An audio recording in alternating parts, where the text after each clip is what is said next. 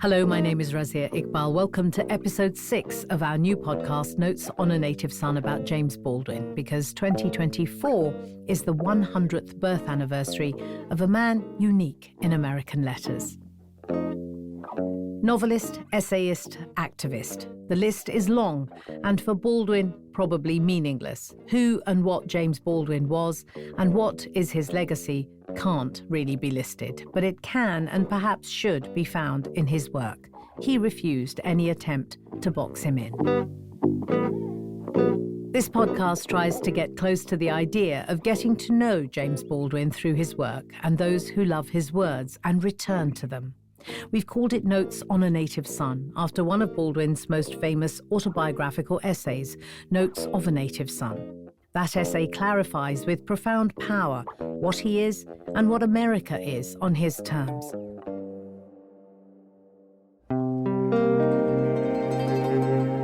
In each episode of Notes on a Native Son, we invite a well-known figure to choose a special or significant James Baldwin passage. The conversation that ensues tells us as much about Baldwin's story as it does about the person who loves Jimmy, as he was known to all who loved him. Our guest on this episode of Notes on a Native Son is the writer Caryl Phillips, or Kaz as he's often known. Kaz not only loved Jimmy, but knew him, regarded him as a friend and perhaps a mentor too. Caryl Phillips was born on the Caribbean island of St. Kitts and moved to Leeds in northern England when he was just 4 months old. It was as a student at Oxford where he first encountered the work of James Baldwin. And their actual first meeting was the first time Phillips had met a writer, something he knew he wanted to be.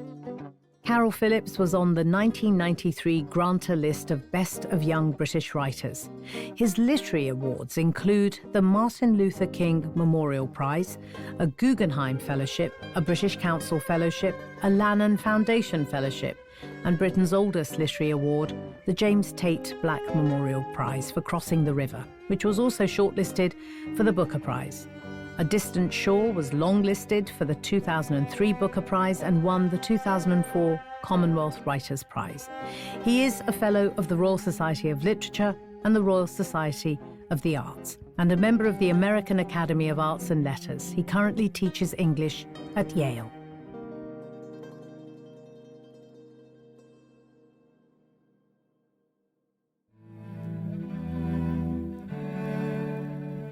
My name is Caryl Phillips.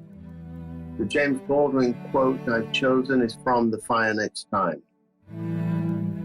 Most Negroes cannot risk assuming that the humanity of white people is more real to them than their color.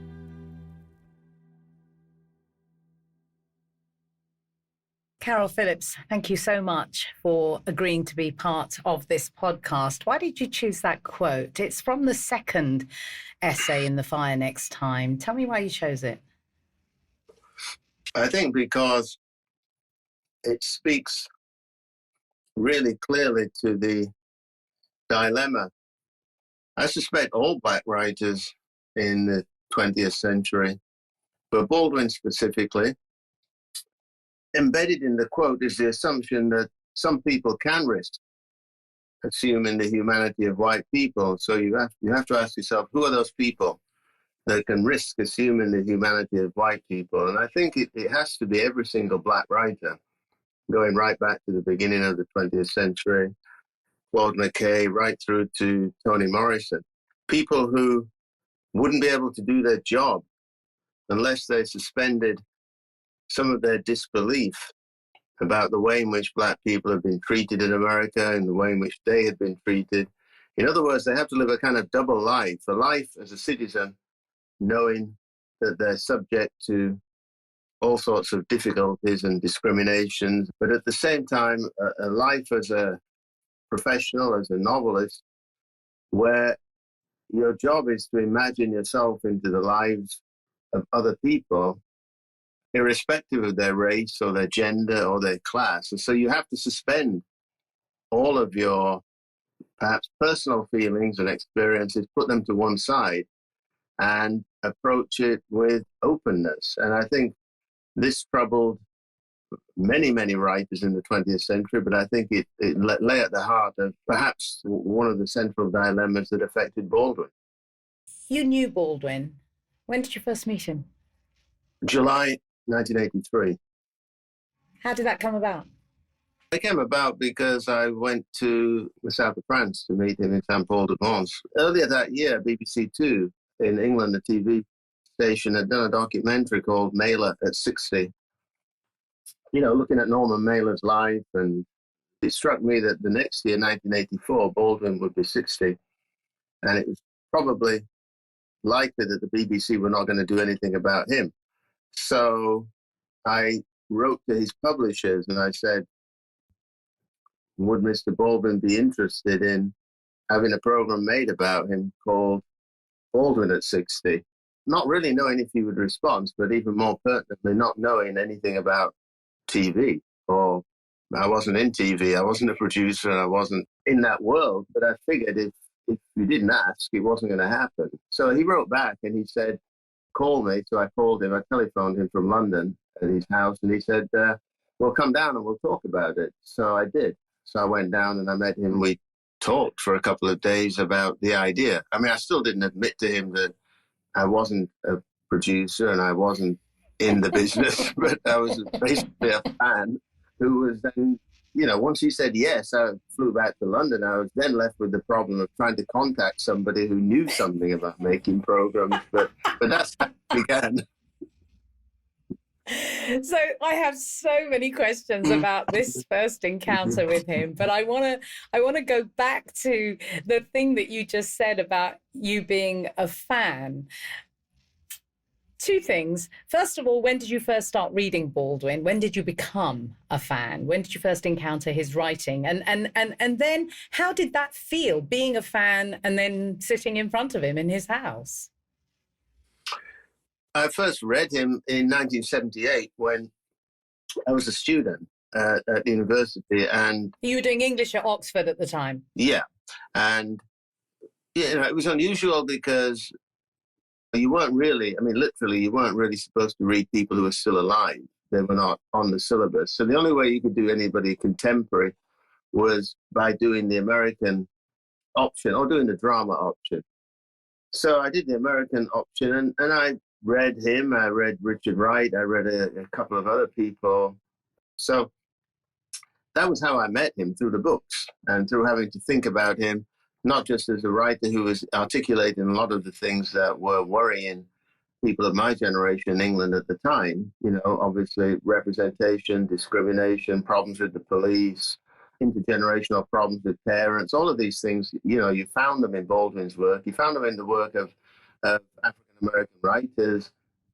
And at that time, there really wasn't much been produced in terms of British literature that was dealing with this subject. So he was important that way. But meeting him was very strange because obviously you're meeting somebody whose work you admire. You're also meeting somebody who 5 years or 4 years earlier you were writing exam questions about. And also, I was in the very lowest slope trying to become a writer myself, but I'd never met a writer. So he was also the first writer that I ever met. So for all of these reasons, it was important to demythologize the idea that all writers are dead, to also demythologize the idea that there was no connection whatsoever between literary studies at university and the real world, because suddenly there was. And then meeting somebody who, in the old adage, if you don't see it, you can't be it. And I saw it. So I realized I could be it because I saw it. Did you behave like a fanboy, or would you say that you were just talking to him in a way that perhaps you're talking to me now? How was that? I'm just so curious about that. Well, I behaved exactly as I'm kind of talking to you now, because he allowed that. You know what it's like. Some people, not just writers, some people who are quote unquote famous, whether they're politicians or sports people or celebrities of whatever time, put up a barrier that make you do a certain dance around their celebrity, or the force field of their fame is something you have to navigate. With him, there's none of that. So, he made it clear that it was very easy to talk to him one-on-one, beginning with the fact that I probably said, "It's nice to meet you, Mr. Baldwin." And he immediately said, "Jimmy, basically, who is this Mr. Baldwin?" So that lowers the barrier between you immediately. And so totally prepared to behave like a fanboy, but wasn't allowed to behave like one.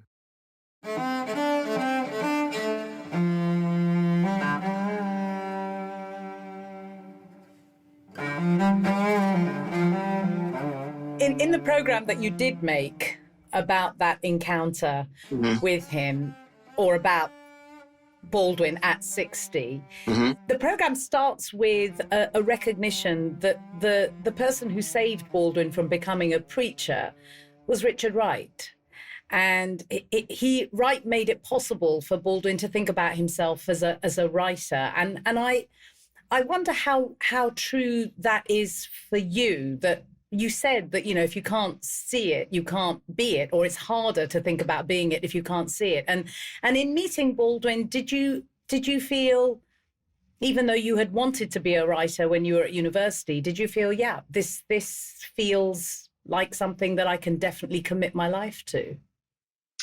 I think I'd already done that, in the sense that I was able to give him 2 plays of mine that had already been published. So I think I was able to actually suggest that I was on the second to bottom rung of the ladder.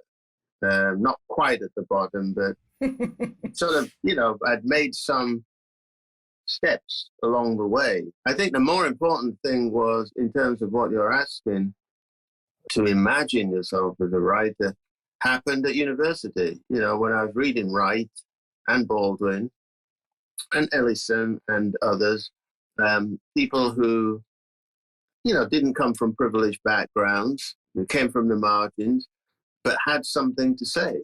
I mean, that was the key to it. So I think before I met him, he'd been incredibly useful by virtue of just being an example, and somebody who, unlike a lot of the other writers who I was studying or reading, certainly, and thinking about, they tended to come from backgrounds, with very few exceptions, of privilege. Backgrounds which enabled them to travel, which enabled them to follow in parental footsteps, which enabled them to not in any way be put off or embarrassed at the idea of thinking that they wanted to do something that didn't necessarily equate into a solid salary for life. I had a little understanding of that, being a northerner, being from Leeds, because there'd been a whole generation of working class writers in the 50s and in the 60s in England who'd already paved the way and shown you that it was possible geographically to come from the north, and it was possible to come from a working class background and articulate themselves. But the bit that was missing was none of them were black. So here was the sort of jackpot. He was essentially working class, he came from the margin, and he was black. And so it all, he was a very strong influence in terms of enabling me to think that it was possible. So meeting him was a privilege, obviously, but was some sort of affirmation in a sense that there was more to learn, and he was obviously prepared to be patient with me and help me to understand more. That first meeting went on to become more meetings. I mean, you became friends. I wonder how you would characterize the relationship that you had with him. Friends. I mean, he didn't have any reason to keep in touch with me. He didn't have any reasons to, if you like, make himself available. If I showed up in New York, or if I showed up in France, or if he showed up in London, we would see each other. I would call him, or he would call me, and we would go out and have dinner or have a drink, or I would stay with him at his house. The question is, what was in it for him? Because obviously I wasn't able to do anything for his career or enhance his reputation in any way. Certainly he liked to help people, because he was also a very good teacher. The last couple of years of his life, he taught at the University of Massachusetts, and by all accounts was a good teacher and was very good with young wannabe writers. You know, the American playwright Susan Laurie Parks was a student of his, and she speaks very eloquently about what an important influence he was. So he enjoyed, I think, being around the next generation. And I think the other aspect of his life, which I think people miss out and don't fully comprehend, is that he was quite lonely. So I think he enjoyed the company, particularly when we were in France, because he was quite isolated down there. He was never isolated in New York, of course, or in London, which are more social worlds and surrounded by a lot of people. But France, he was in the import-export business where it came to friends. You know, people had to come to him. And most of the people that came to him were people from his past, his generation. William Styron, Harry Belafonte, Miles Davis, Quincy Jones. Lots of people came to visit him when they were in Provence or they were at the Cannes Film Festival. But once that season was over, he was living in the south of France by himself in a place where there were few Americans and even fewer Black Americans and even fewer Black people. So, you know, a young fan who has read his work and who likes talking to him, who would show up from time to time, who would have a few drinks with him, was probably a relief.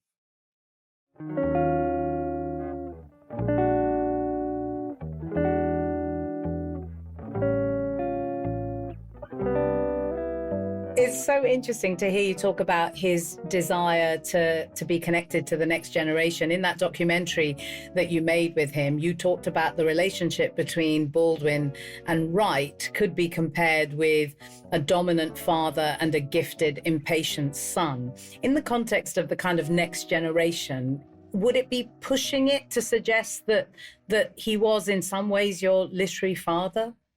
I never saw him as that. Wright was a bigger influence on me, to be honest. You know, as a student, I read Wright before I read Baldwin, and he never behaved as a literary father. In some respects, a couple of guys I got to know later were much more paternalistic. Derek Walcott was much more paternalistic, and Chebe, you know, very much, not literally, but very much, come and sit at my feet, young man, and let me tell you about my journey. Jimmy was never like that. He was, you know, more anecdotal about stuff that was happening, and then would ask you questions. You know, he'd ask you, "What do you think of this? Have you seen the films of Fassbinder?" He asked me once. Now, what's he asking me that for? It's because, you know, there was a possibility that Fassbinder would make a movie of Giovanni's. He wanted to know what I thought. He was very much like that. The other two geezers who I met later on, you know, Walcott and Achebe, they never really wanted to know what you thought. Because they knew everything, right? Yeah, they did. I was there to sit around the bonfire, listen to them singing ballads about their lives, you know. Jimmy was never like that. He was, you know, it was much more a kind of, we're in this together. What do you think? We'll take a short break. More from Caryl Phillips when we come back. This is Notes on a Native Son with me, Razia Iqbal. You're listening to Notes on a Native Son with Razia Iqbal. Most Negroes cannot risk assuming that the humanity of white people is more real to them than their color.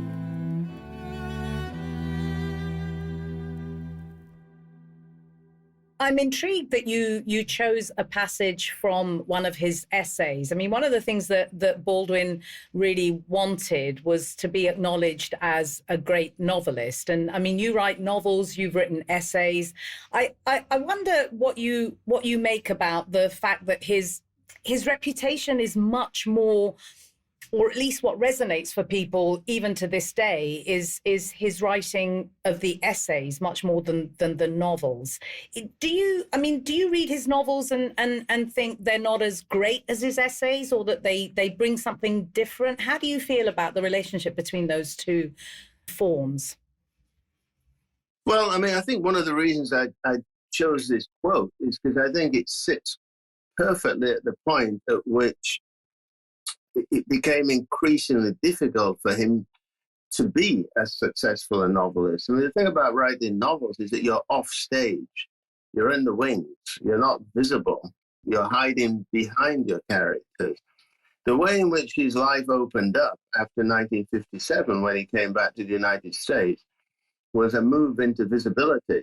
It was TV interviews. It was the cover of Time magazine. It was the lecture circuit. It was meetings with Robert Kennedy, breakfast, with him as the Attorney General, his advice being sought. It was a whole whirlwind of visibility. And that's not a very good place from which to find the solitude and the quiet to imagine in the background. So I think, I wouldn't go so far as to say that you put your life as a novelist in terminal jeopardy by living that kind of visible a life, but you do certainly risk losing some of the interiority, some of the quiet that I think is necessary to reflect and gestate, because it takes a long time to write a novel, and a lot of that work is done in quietude. He didn't really have much peace in the 1960s. In some senses, it was a perfect storm for him as a preacher to be given a platform and to be given a podium during the civil rights movement, because he was brilliant, a brilliant speaker, and he had much to say, and he was a tremendous articulator of the disenfranchisement of African Americans during this period, the civil rights period. He was the literary voice of the civil rights movement. It wasn't his fault that it coincided with his literary career. But did it have an effect upon his literary career as a novelist? Absolutely it did. There was certainly the last time you and I spoke in a kind of formal way about your work. You were talking about how you had rejected the call on you as a Black writer in the UK to comment on, the slightest thing that affected Black people, and that you'd be called by national newspapers to write comment columns, etc., and that you didn't want to do that. And I wonder in some ways if Baldwin taught you how not to be that kind of writer too, to kind of remove yourself from that a little bit. Yeah, he did. Or what writer not to be, what kind of writer not to be. Yeah, absolutely he did. And that's, he didn't teach me formally. I know you're not suggesting this, but he didn't formally say to me, don't do this or don't do that. But just by the process of osmosis, being around him, I was able to soak up the idea of the difficulties and the problems of living in that spotlight, and what it does to you, what it gives to you, but what it also takes from you. So I was able to witness it very close up, and I'm very lucky. It absolutely changed my attitude, because you can be rewarded in all sorts of short-term ways for offering up the quick quote, offering up the quick article, the quick opinion piece on, everything from Brixton riots, Broadwater Farm, Stephen Lawrence case. There's all sorts of ways in which you become the go-to person. But what does it do to what you really want to be? What does it do to the thing that you set out to do and the thing that you still want to do? It affects it. In some people's cases, it affects it quite radically, and other people manage to balance it with more finesse. But I didn't think that I would be able to do it. So I looked at him, and I didn't think he always did it that successfully either.